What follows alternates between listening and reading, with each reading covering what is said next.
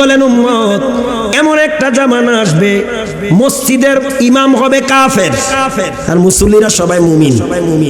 No, ইমাম সব কাফের, খতিব হবে কাফের, মুয়াজ্জিন কাফের, মুতাওয়াল্লি কাফের।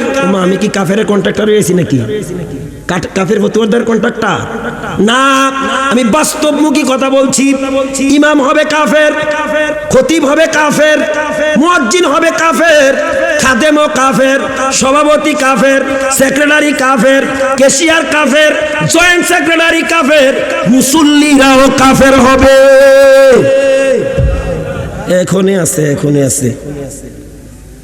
এখন আছে না? বলে কই ফাইলেন হুজুর আপনি সবাই ভাইকারি কাফের? এরা হলো কাদিয়ানি সম্প্রদায়। কাদিয়ানিদের মসজিদ কমিটির সভাপতি কাফের, মুতাওয়াল্লি কাফের, ইমাম কাফের, মুয়াজ্জিন কাফের, খতিব কাফের, মসজিদ নির্মাতারা কাফের, মুসল্লিরাও কাফের কাফের কাফের। যেরকম ঠিক কিনা? আমার বন্ধুগণ, একটা মানুষও নজর লাড়বেন না, তবে কাফেরদের চেয়ে মুনাফিকরা ভয়ঙ্কর। আমি আবারও বলছি, আল্লাহ রাসূল মুনাফিকদেরকে যত ভয় করতেন, কাফেরদেরকেও তত ভয়। নবীর মজলিসে ছিল, মুনাফিকি করছে, আর আমি তো মিয়া কিছুই নাই। ঠিক নি? আপনারা কি মনে করতে পারেন আমগো মাহফিলেও কি মুনাফিক নাই? আল্লাহ মাফ করুক, আমিন কইতেন না? কারণ মুনাফিক বড় ভয়ঙ্কর, তাদের শাস্তিও ভয়ঙ্কর। মুনাফিক ভয়ঙ্কর, বলেন মুনাফিক, তাদের শাস্তিও। কাফেরেরা হলো ডাইরেক্ট শত্রু, মুনাফিকরা ইনডাইরেক্ট শত্রু। আপনারা কার কি দিমাগে কি কাজ করে আমি জানি না। ইনডাইরেক্ট শত্রুর চেয়ে ডাইরেক্ট শত্রু ভালো, এটা চিহ্নিত শত্রু। আর ইনডাইরেক্ট শত্রু নিজের সাথে চলে, নিজের সাথে খায়, নিজের সাথে বন্ধুত্ব স্থাপন করে, সাথে থাইকা ক্ষতি করে। এরা হলো মুনাফিক। বলেন এরা হলো, জোরে কোন, ইন্নাল মুনাফিকিনা ফিদ-দারকিল আসফালি মিনান নার। মুনাফিকরা যেমন ভয়ঙ্কর, তাদের শাস্তিও আযাবও ভয়ঙ্কর। বলছেন কি? ইন্নাল মুনাফিকিনা ফিদ-দারকিল আসফালি মিনান নার। মুনাফিকদের শাস্তি হলো দুজকের নিম্ন স্তর। শুধু দুজক নয়, দুজকের নিকৃষ্ট স্তর জায়গায়। আল্লাহ আমাদেরকে হেদায়েত এবং হেফাজত করেন। অসুবিধা হচ্ছে না? কেন এই প্রসঙ্গ টেনে এনেছি?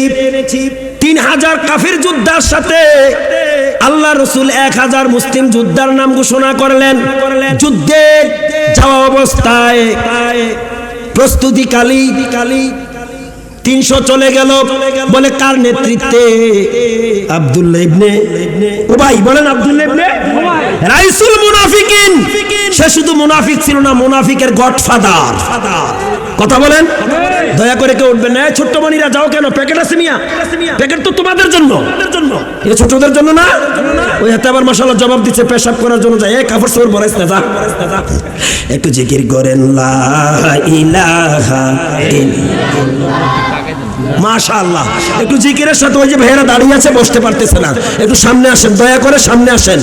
লা ইলাহা ইল্লাল্লাহ।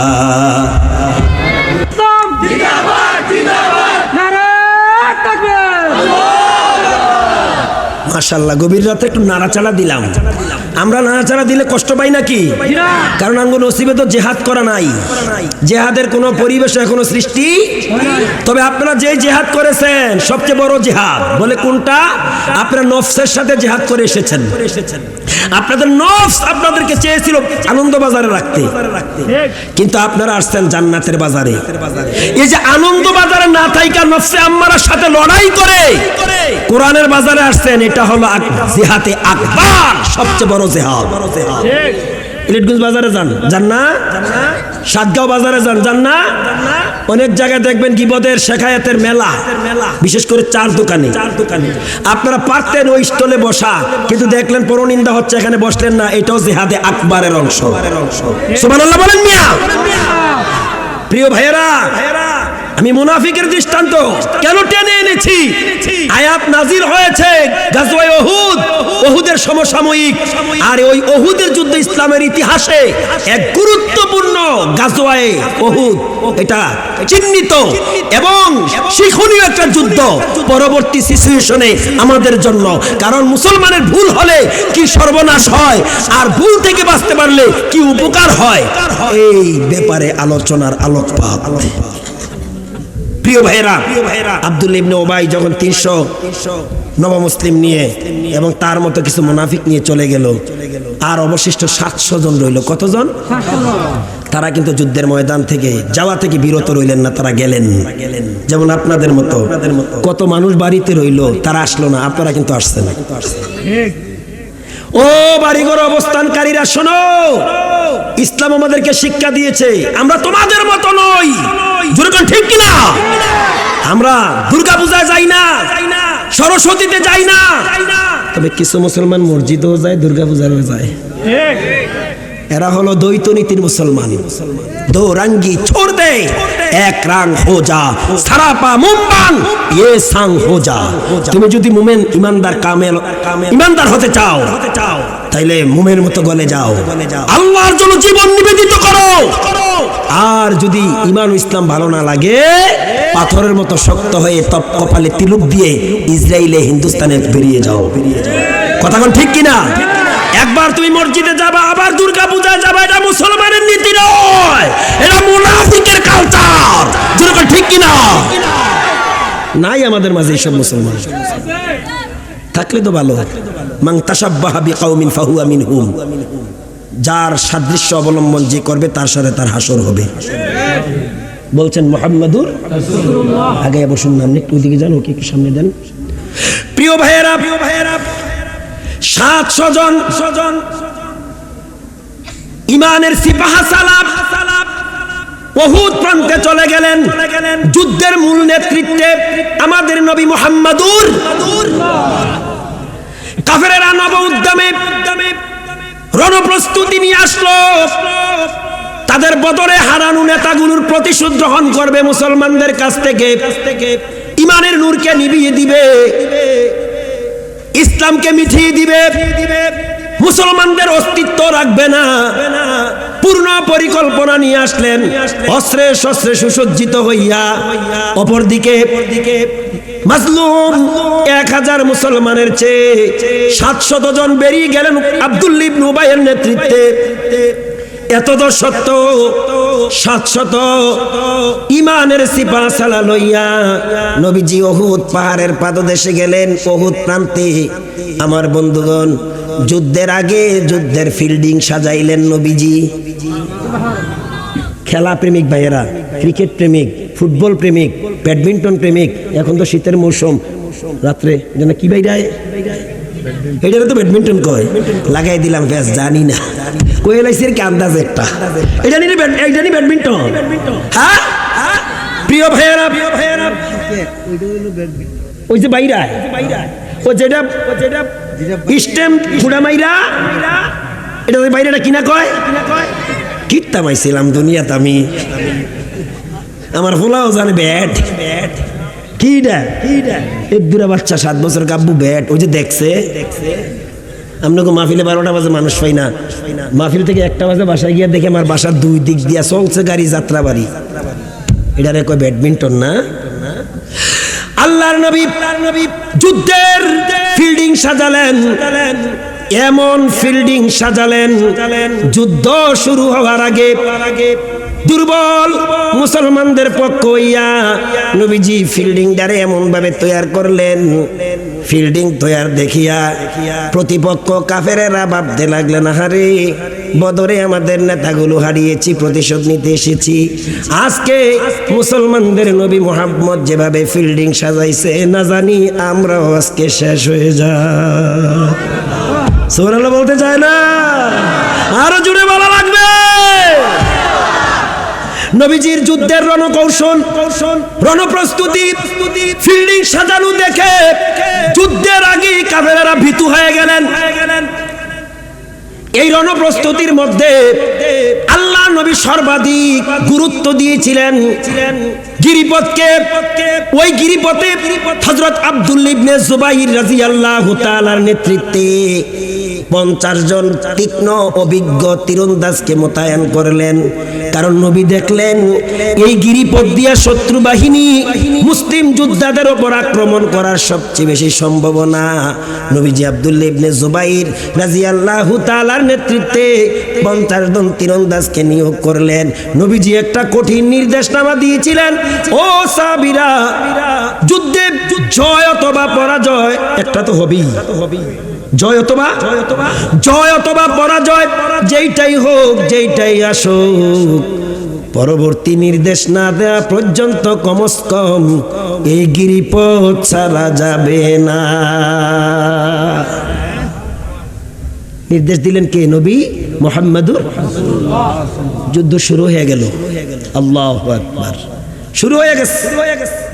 ও ইমানি মুসলমানেরা, দিনী ভাইয়েরা, ইসলাম এত সহজভাবে জমিনে আসে নাই, এক সাগর রক্তের বিনিময়ে এসেছে। কথা বলেন ঠিক না ঠিক? শুরু হয়ে গেল মোকাবেলা। প্রথম রাউন্ডে কাফেরেরা ভীতু হয়ে গেছেন। সুবহানাল্লাহ বলেন। মুসলমানদের অতর্কিত হামলায় ময়দান থেকে কাফেরেরা পালাতে লাগলো। আল্লাহু আকবার বলতেন না? জজবা মনে গেছে আমাদের, সব শরীর থেকে হারাইয়া গেছে জজবা, স্পিরিট নাই এখন। যুদ্ধের রণকৌশল দেখে যায় ভীতু হয়েছিল। মুসলমানদের তীব্র আক্রমণের মুখে অবশিষ্ট যা শক্তি ছিল সেটাও তাদের কি হয়ে গেছে? কোণঠাসা হয়ে গেছে। ক্ষণিকের মধ্যে ময়দান থেকে যেন এরা আউট হয়ে গেছে। সুবহানাল্লাহ বলতেন না? পরিস্থিতি দেখে গিরিপথে যেই নিয়োগ দায়িত্বরত 50 জন তীরন্দাজ ছিল আব্দুল্লাহ ইবনে জুবাইর রাদিয়াল্লাহু তাআলা নেতৃত্বে, তারা দেখলেন ময়দান শূন্য। ময়দান এখন কাফেরদের আনিত মাল এগুলা পরে আছে। শরীয়তের পরিভাষায় এগুলাকে বলা হয় গনিমতের মাল। এই গনিমতের মাল ওরাই পায় যেই পক্ষ যুদ্ধে বিজয় লাভ করে, ওই পক্ষের সৈন্যদের মধ্যে এগুলা বন্টন করে দেয়া হয়।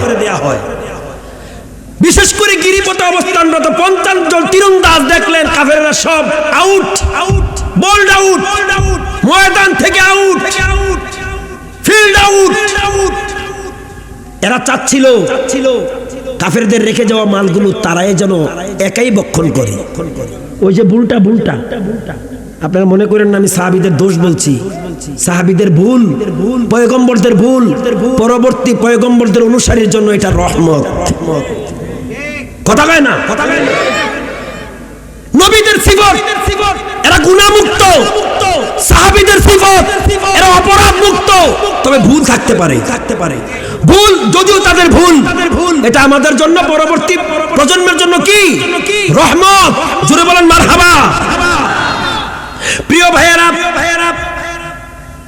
হযরত আব্দুল্লাহ ইবনে জুবাইর রাদিয়াল্লাহু তাআলা কঠোরভাবে প্রতিবাদ করলেন এবং ধার্তহীন ভাষায় বললেন, ও নবীর সাহাবীরা, পয়গম্বরের কঠিন নির্দেশ ছিল যুদ্ধের জয় অথবা পরাজয় শেষ পর্যন্ত ঘোষণা না আসা পর্যন্ত যার যার অবস্থান ত্যাগ করা যাবে না। তোমরা কেউ এই রাস্তা ছেড়ে যেও না, কেউ অবস্থান ত্যাগ করিও না। কিছু লুবি মুনাফিক না মার্কা ছিল, মুনাফিকের আসরও ছিল। দেখেন না, ভালো সম্ভ্রান্ত ফ্যামিলির ফুলানা কিছু খারাপ দুষ্ট দুরাচারের সংস্পর্শ লাভ করার কারণে একসময় তার মধ্যে কিছু ত্রুটি দেখা যায়। এরকম আসেনি? একবার ভদ্র ছেলেটা ছিল সমাজের, কিছু অসভ্যর সঙ্গ লাভ করার কারণে এই ভদ্র ছেলেটা অনেক সময় অভদ্র ব্যবহার করে। কারণ মুনাফিকদের আসর তাদেরকেও লেগেছিল, তারাও পেয়েছিল। সেই স্বভাব তাদের মধ্যে অনুভব করা ছিল। সেজন্য আব্দুল্লাহ ইবনে জুবাইর রাদিয়াল্লাহু তাআলার প্রতিবাদ তারাও শুনলেন না। গনিমতের লাভ, গনিমতের মালে ভাগ বন্টন বসানোর জন্য, আধিপত্য লাভ করার জন্য তারা গিরিপথ ছেড়ে দিলেন। নাউজুবিল্লাহ, শুরু হয়ে গেল বিপদ সিগন্যাল। মুসলমানের দুরবস্থা শুরু হয়ে গেল। আমি কিভাবে বলবো কত ভয়ঙ্কর দুর্গতি ঘটে গিয়েছিল সেদিন। এই সামান্য ভুলের কারণে কাফেরেরা যখন ময়দান থেকে আউট হয়ে তারা আবার পূর্ণ প্রস্তুতি নিয়েছিল আক্রমণ করার জন্য। আর যখন দেখলেন যে গিরিপথ সৈন্য মুক্ত অথবা মুসলিম সৈন্য মুক্ত, এই রাস্তা ক্লিয়ার হয়ে গেছে, আর এই গিরিপথ দিয়ে আক্রমণ করার একেবারে সহজ কায়দা, সহজ উপায়, তারা ঐক্যবদ্ধ হইয়া পুনরায় ছেড়ে দেওয়া গিরিপথ দিয়া কাফির বেঈমানেরা এমন ভাবে আক্রমণ করে বসেছিল যে আক্রমণ প্রতিহত করার পরিবেশ তখন মুসলমানদের ছিল না। নাউজুবিল্লাহ বলেন। সারা জীবনের অর্জন একটি ভুলের কারণে শেষ। ওই যে গাড়ির পেছনটা লেখা থাকে না, হ্যাঁ, সারা জীবন একটা দুর্ঘটনায় আহা সব শেষ। এমন ভয়ঙ্কর পরিস্থিতিরা সৃষ্টি হয়েছিল, এমন অতর্কিত হামলা সেদিন তারা করেছিল কাফিরেরা। মুসলমানরা প্রতিহত করার সেই সুযোগ পাইলেন না। শেষ পর্যন্ত তাদের আক্রমণের টার্গেটে পরিণত হলো নবী মুহাম্মদুর। নাউজুবিল্লাহ বলেন। আপনারা কি জানেন নবীজির দাঁত ভেঙ্গেছিল কোন যুদ্ধে? এই তো আপনারাও তো জানেন, উহুদের যুদ্ধে। তাদের টার্গেটে পরিণত হয়েছিল নবীজির উপর এমন আক্রমণ শুরু হয়ে গেল। ইবনে কিমিয়ার নামক এক দুরাত্মা, এক কাফির বেঈমানের আঘাত নবীজির মাথায় আঘাত এনেছিল, পাথরের আঘাত। নবীজির মাথায় ছিল লোহার টুপি,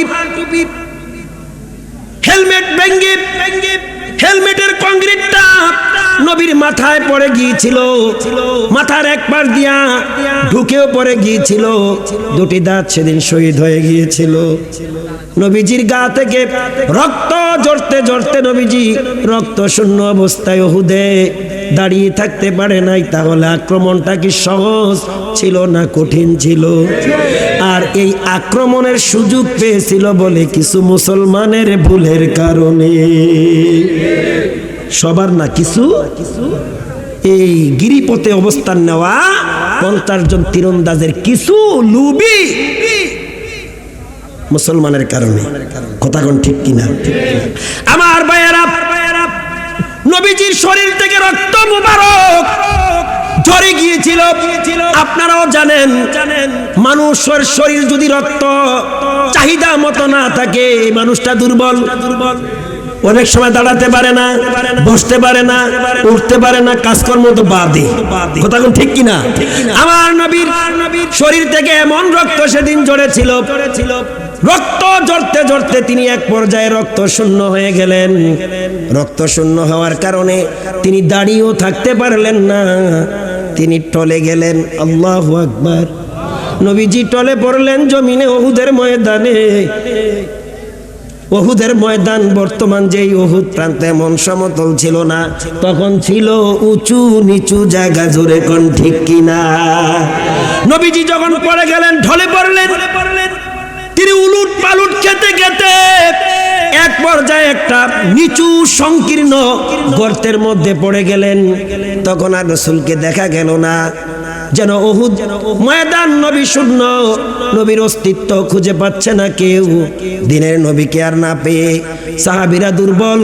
এই দুর্বল পরিস্থিতির মধ্যে কাফেরেরা মুসলমানদেরকে আরো দুর্বল করার জন্য আরো একটা পন্থা, একটা টেকনিক ব্যবহার করেছিলেন, তা ছিল অপবাদ। কি ছিল? একটা মিথ্যা তহমত ছিল। তারা মিথ্যা তহমত, অপবাদ দিলেন, ও মুসলমানেরা আর পাবা না তোমাদের নবীকে, কুতিলা মুহাম্মদ, তোমাদের নবীকে হত্যা করা হয়েছে, তিনি মরে গেছে। আমার কথা বুঝতেছেন? হয়তো অন্যান্য ওলামায়েরা আরো সুন্দর করে বলতে পারে, আমি যতটুকু সম্ভব ততটুকু আপনাদের মাঝে ওহুদের চিত্রটা তুলে ধরছি। আর ওই ওহুদের সমসাময়িক আমার তেলাওয়াতকৃত আয়াত, সূরা আলে ইমরানের 145 এবং তার আগে 44 নাম্বার 144 নাম্বার আয়াত আমি বলছি, একটু পরে পূর্ণাঙ্গ আয়াত তেলাওয়াত করছি ইনশাআল্লাহ। আমার বন্ধুগণ, দুর্বল মুসলমানদেরকে আরো দুর্বল করে দেওয়ার জন্য তারা যে তহমতটা দিয়েছিল, মিথ্যা অপবাদ, সেটা হলো রাসূলের মৃত্যুর সংবাদ। কার? কার? নবীজি। জুড়ে বলেন, আরো জুড়ে। নবীজির মৃত্যুর সংবাদ দিয়ে মুসলমানদেরকে আরো দুর্বল করে দিলেন। সাহাবীরা যখন নবীর মৃত্যুর সংবাদ শুনতে পেল, তখন সাহাবীরা তাদের মধ্যে এমন একটা অবস্থার সৃষ্টি হয়েছিল, এমন একটা অবস্থা বিরাজ করেছিল, সাহাবীরা একেবারে নিরুপায় হয়ে গিয়েছিল, শক্তিহীন হয়ে গিয়েছিল। কারণ নেতা না থাকলে কর্মীর অবস্থা যা হয়। আর নবীজিও, আমাদের নবী তো আর যেমন তেমন নেতা ছিলেন না, যেমন তেমন নেতা ছিলেন। আমরা তো নবীকে নেতা হিসাবে মানি নাকি? হ্যাঁ, তাহলে আমার নেতা আপনার নেতা ঠিক নেই। ও মা কয় কি? আমার নেতা প্রাণ গোপাল, তোমার নেতা টিটু, আবার কারো নেতা শাওন। কথা কোন ঠিক কিনা? মুসলমানদের নেতা আল্লাহ বানাই দিয়েছেন নিজে, পিতাও বানাইছেন, নেতাও বানাইছেন। আদি পিতা বানাইছেন কারে? এই তো মাশাআল্লাহ। এই কারণে আপনারা মাহফিলে বসে আছেন মিয়া।